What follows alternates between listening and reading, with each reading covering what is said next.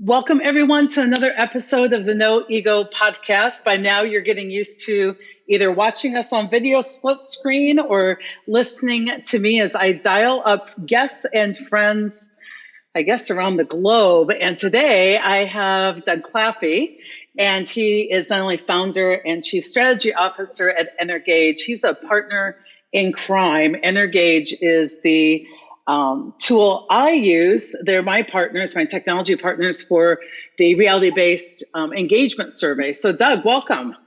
Oh, it's great to be here, Sai. Thank you so much.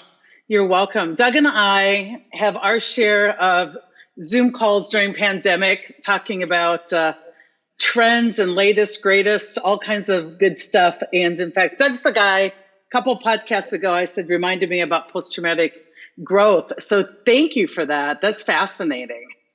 Yeah, my pleasure. I think it's been really easy to get down about the impact of COVID on our society, but this notion that really many people come out of trauma with growth, while other folks obviously don't, was really uplifting for me. So that concept of post-traumatic growth is an exciting one. It is. A lot of people are talking right now that leaders need to be brokers of hope more than ever, like really remind us that there are like positive possibilities, that the last chapter of this isn't written already. Like we're sharing in that authorship. How this turns out has a lot to do with us. Yeah, there's a book about the meeting between the last meeting between Nelson Mandela and the Dalai Lama, and where Nelson Mandela shared that through really terrible experiences in prison, he came to the conclusion that his beliefs could be trampled upon, but nobody could take away his hope because that was his alone. I thought that was really powerful. Oh, I love that. I mean, when you think about finding something that truly is yours, regardless of circumstances, like, I mean, that gets down to like who you are as an identity that somebody can't take. And it's hope. It's almost the ultimate act of rebellion sometimes, because a lot of people are so quick to go to the comfort place, which is suffering. And I have found, in fact, I just talked to my last podcast with Sasha Shilcutt about at times when you bring up hope, or you bring up like, I'm okay during this, or I'm finding this a wonderful silver lining of the pandemic, that people really need for you to be one or the other. It's hard for people to process the and in this, that you can be very, empathetic to what's going on and still be okay and happy about what's happening. So I think we're all getting a ton of practice in mental flexibility. Well, in addition to that, Nelson Mandela's story, I also think about the Stockdale Paradox and this notion that even when Admiral Stockdale was a prisoner of war, that if you were overly optimistic, that was problematic. If you're overly pessimistic, that was clearly problematic. But if you were realistic about your current situation, but maintained hope for the future, that was really the secret to success. And I think that's the secret to our success now. So. I love it. And I think this gives us a lot of practice in staying hopeful, but not denying that you need to do things like wear a mask and, stay home when possible and protect your employees. And, one of the things that it's been fun in kind of co-thinking and creating with you is bringing together these ideas. Like you had high expertise in engagement, but when we met, you were wondering about, do anonymous surveys set you up for trolling or kind of venting in the form of a survey? Or, we really connected on saying, how can we bring accountability into the engagement world? And it's been fun. We've been doing that together, and we've had some very interesting client stories come up recently where I think we've really helped them zero in on what they need to be doing that would have been different if they didn't have the accountability component with their engagement efforts. Yeah, I totally agree with that. The lens of accountability was a real eye-opener for me. The engagement industry's typical way of treating employees is everybody is treated the same. And I think your research that says that there is some risk in doing that, in bundling up low accountable behaviors along with high accountables, really rang true with me. And I think running these client engagements together over the last few months has been really eye-opening for me. It's been interesting because, I mean, the whole goal is if you can increase accountability levels in your organization, and then you can really pay attention to and put more credibility on the opinions of the mid and high accountables, you have better data. I mean, you have a better place to focus your time and energy. So it's been interesting. But one of the reasons I wanted to get you on the podcast is that you were one of the organizations recently that came out, I don't know if I'll call it a press release, but basically said, we're paying attention to engagement and the effects of COVID on engagement, or people having to work from home or be in tough situations on the front lines, and comparing kind of pre-engagement levels, pre-COVID engagement levels to post. So a lot of people are shocked by this news because I think Energage found it. I think Gallup came out with a report on it recently. But what's the big headline of us being in trauma and disruption and all working from home? Like, what are you finding? Are we all depressed?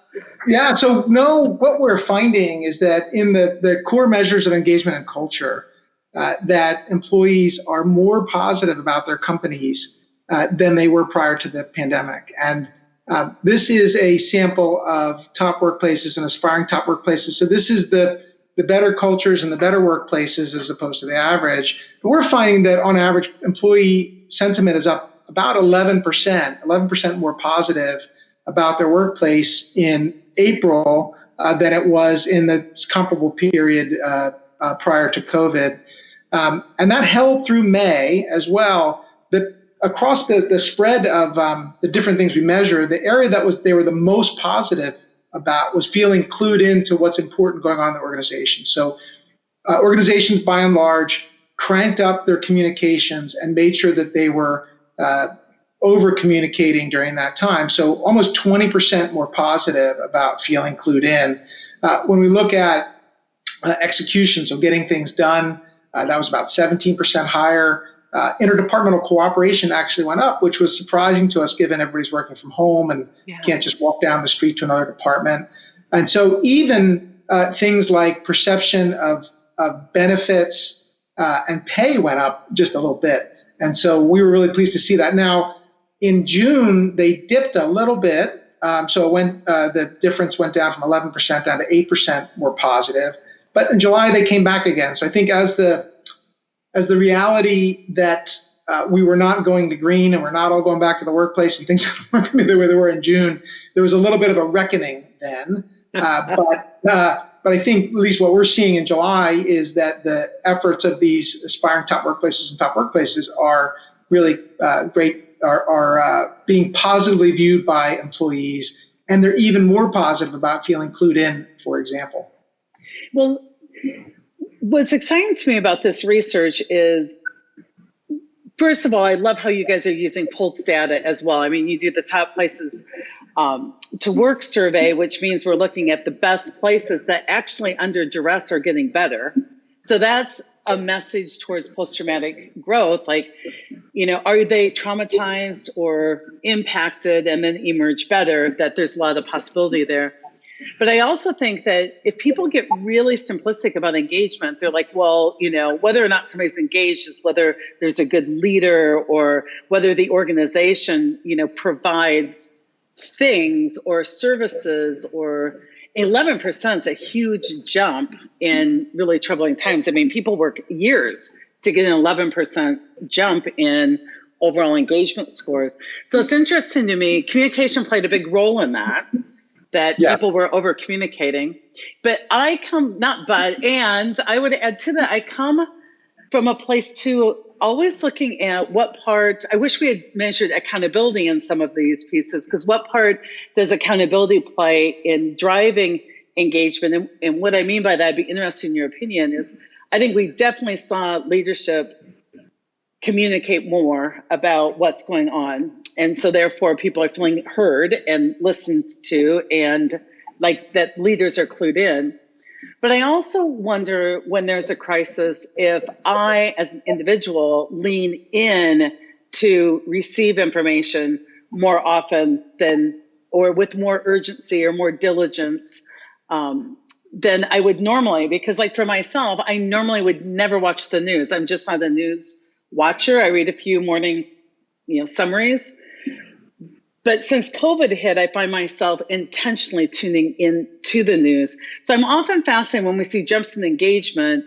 Yes, organizations communicated more, but I'm wondering if there's a shared accountability where people also tuned in with more ready willingness and listening to what organizations were saying.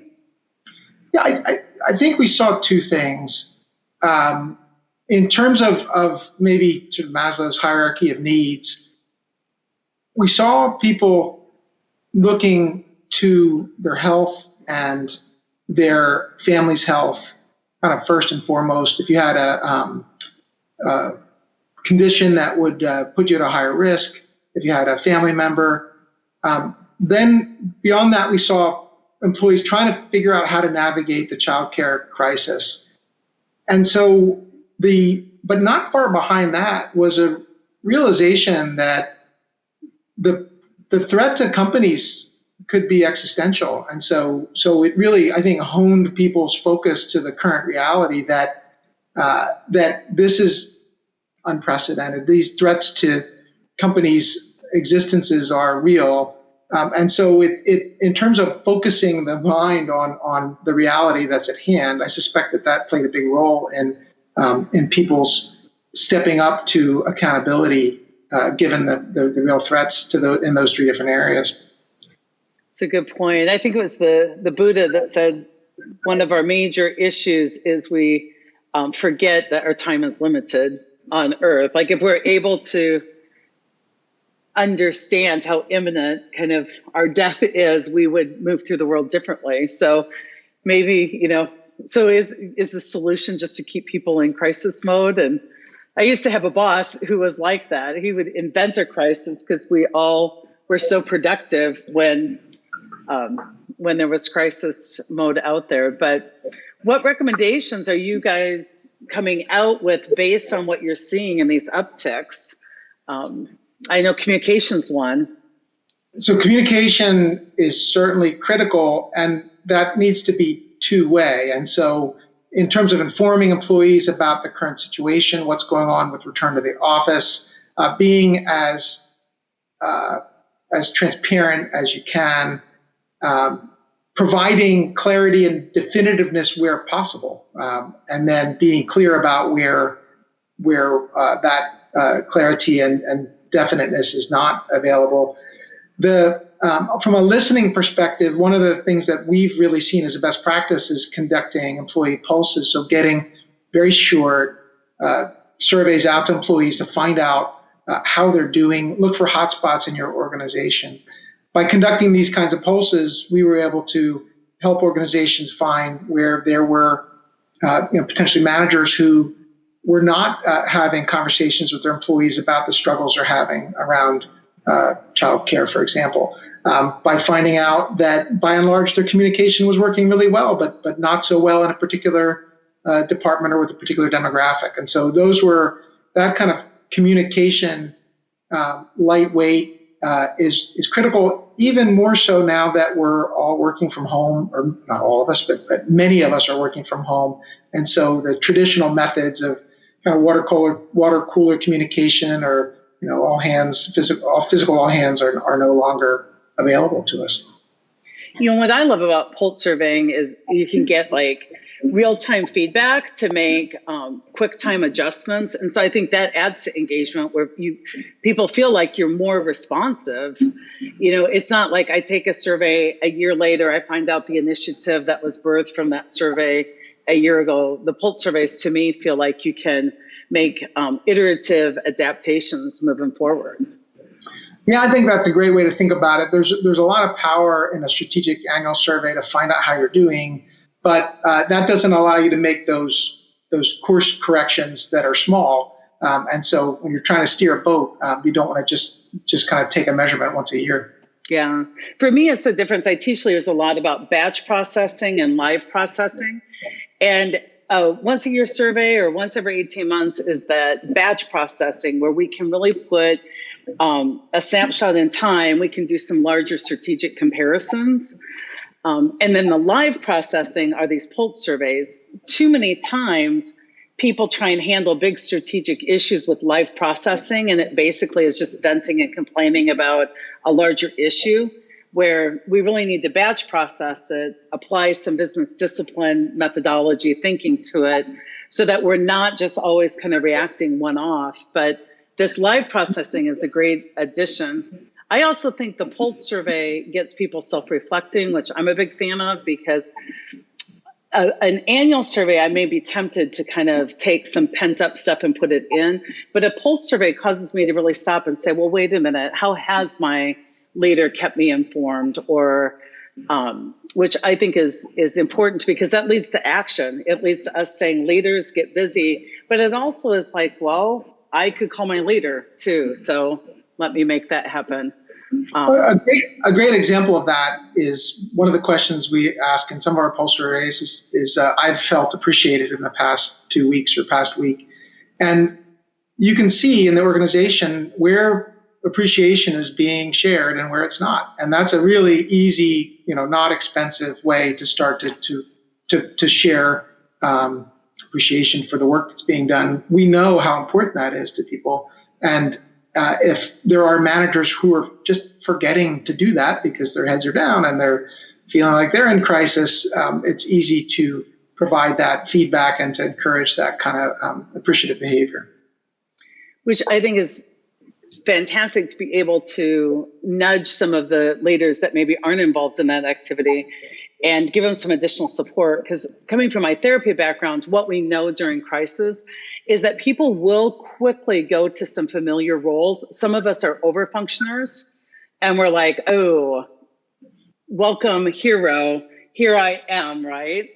And we get a big charge out of it. But some people, just by definition, from where they've come from, are underfunctioners during stress, where they get more, the fight or flight. There's also kind of like fawn, like deer in the headlights. There's a flee. There's just a lot of different responses bigger than that fight or flight.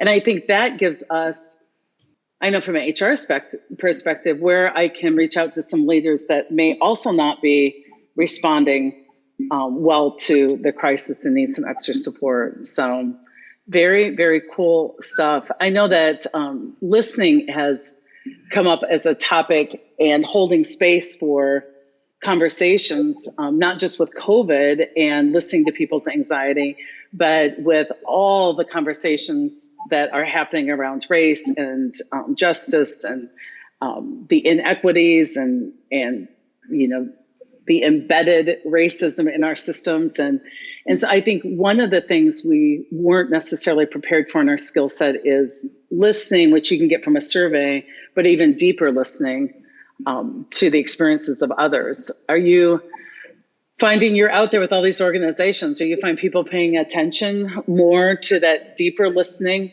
to get more than just the pulse? Yeah, we're really seeing companies in a couple different broad categories. There are companies that have been out ahead of the rest of many on topics of race and ethnicity in the workplace. And so they've had potentially chief diversity officers in place. They've had racial equity or diversity committees in place with looking at practices around their companies. The second category is now eager to figure out how to move forward in these areas because they feel like their eyes have been opened over these last few months. And then I think there's probably still a group who kind of hope it goes away, and that they unfortunately don't have to put a lot of effort into it. So they probably aren't showing up as much in top places to work, hopefully. Not inspiring top workplaces for sure. And so what we're doing is pulling together best practices from both experts and from top workplaces, but also providing insights through by looking at the experience of employees through the race lens as well as through a diversity lens, and so that's exciting outcome of this crisis that I'm sure nobody wishes for a crisis, but it certainly is a silver lining of sorts.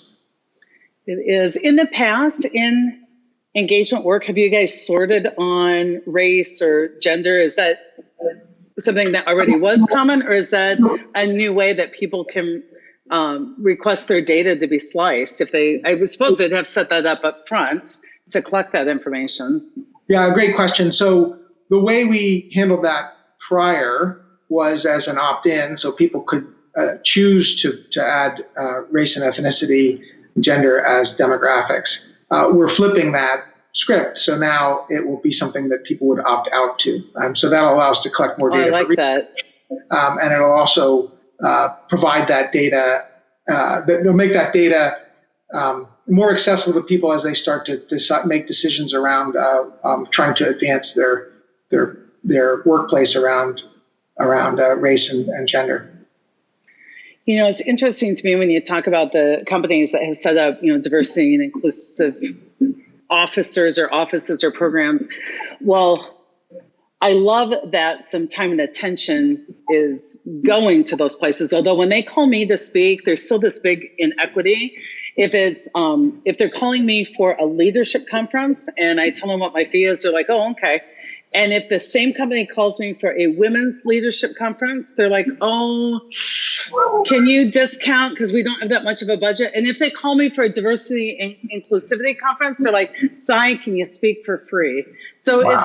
So on the one hand, and that's just anecdotal, but we see those trends because on the one hand, sometimes it relieves the tension to say, oh, we created something, but it's like, well, wait a minute, are you funding it? Are you fueling it?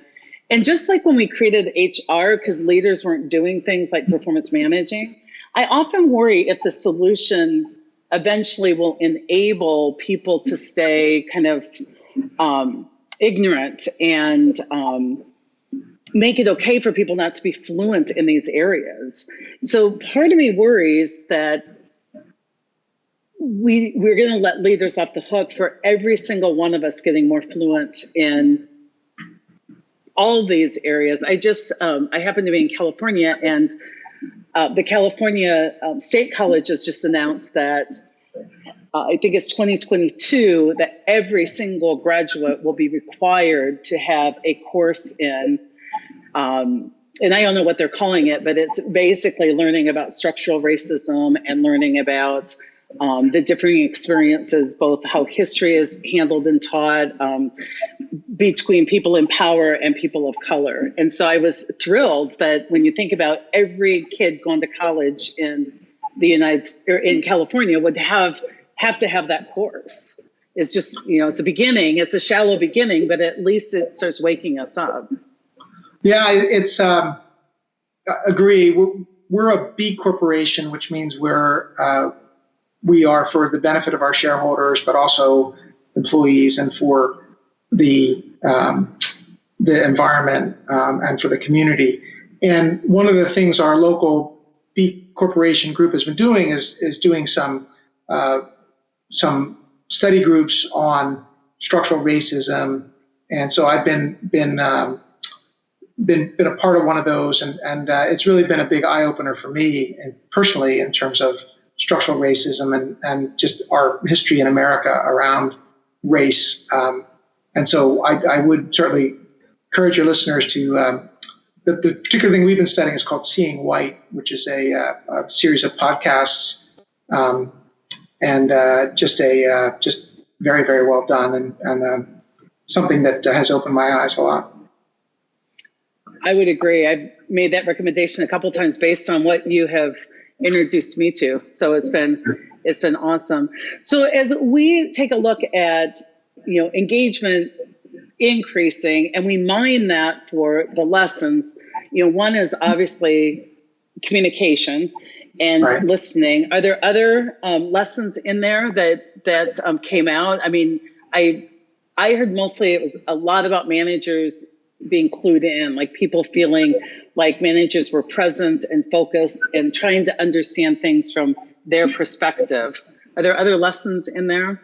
Well, just to expand on that one, one of the things we measure is my manager cares about my concerns, and those concerns have changed pretty dramatically. And so within a COVID environment, just connecting with your employees at a human level, understanding what's where they're at, and where necessary, helping them with adapting and adjusting to the new reality that they're in. I love the term reality-based leadership. I think that's an important part of what we're seeing.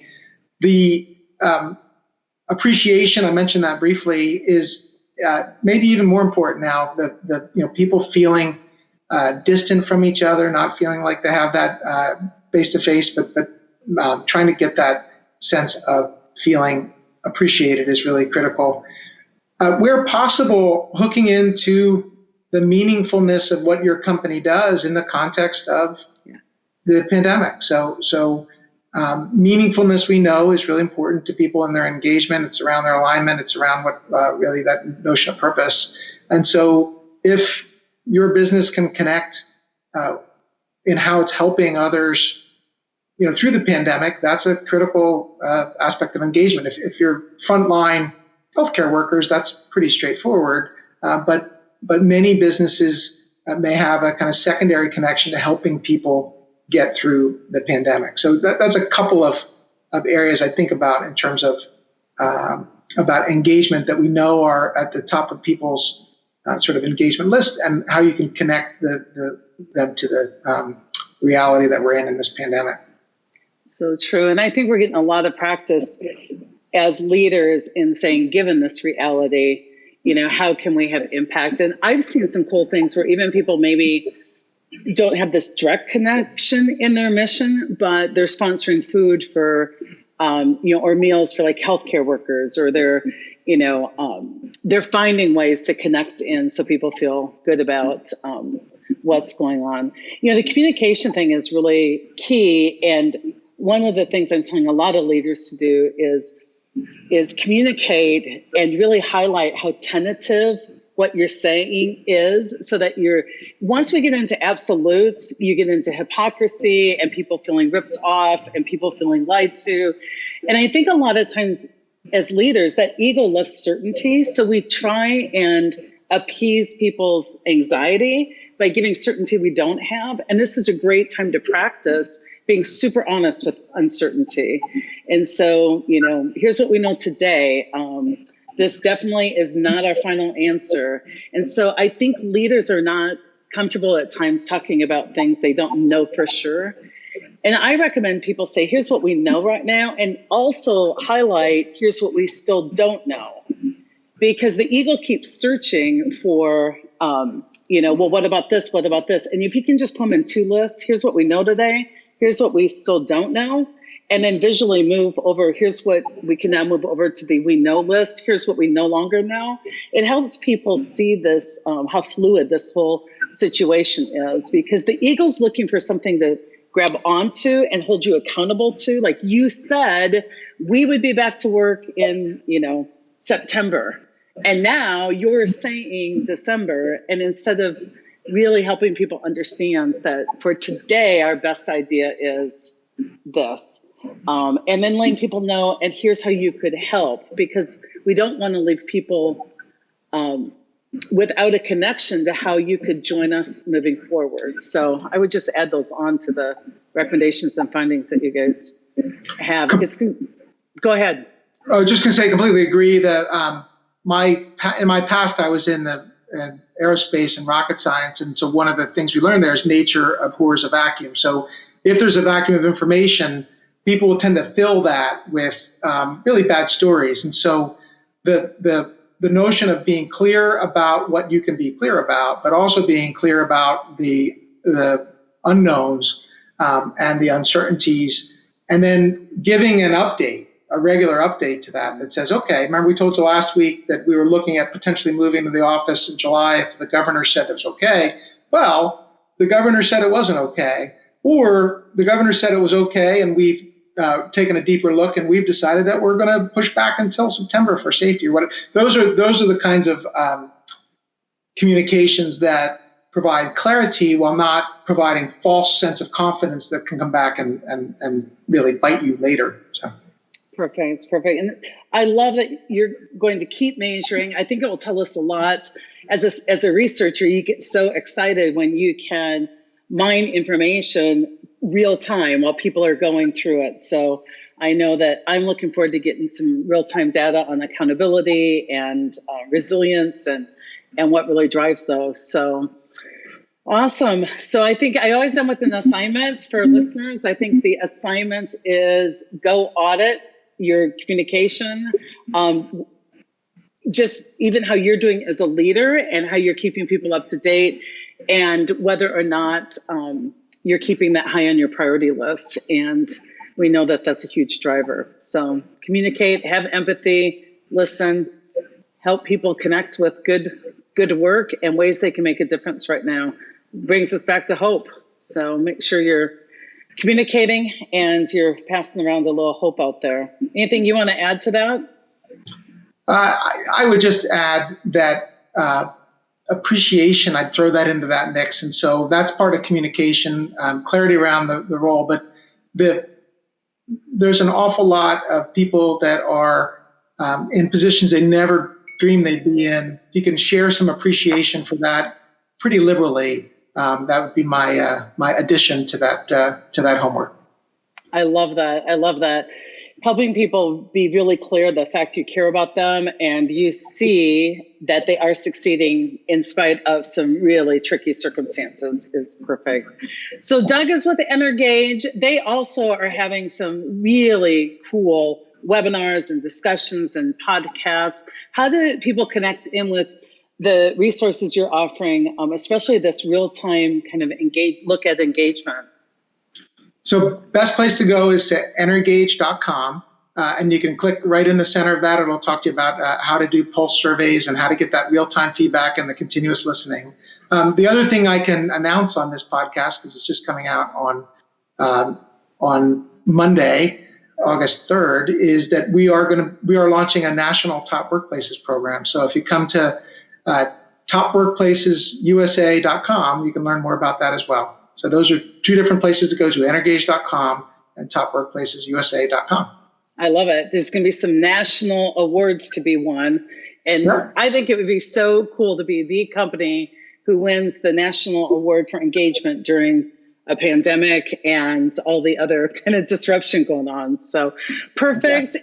Everybody, August 28th is the virtual Ditch the Drama tour. If you don't have tickets yet, they're selling quick. Get in, and you'll be seeing information about all of that in the link to this podcast. But hopefully we're flooding. If my social marketing team's doing their job, your inbox should be pretty flooded because we're pretty excited about a whole day with Cy, big new stuff on resilience, and a lot of other teachings we're doing at this time. Sign up your teams and you get a bunch of free swag. So thanks, Doug. I know we'll be talking soon. Thanks so much, Cy. Always a pleasure.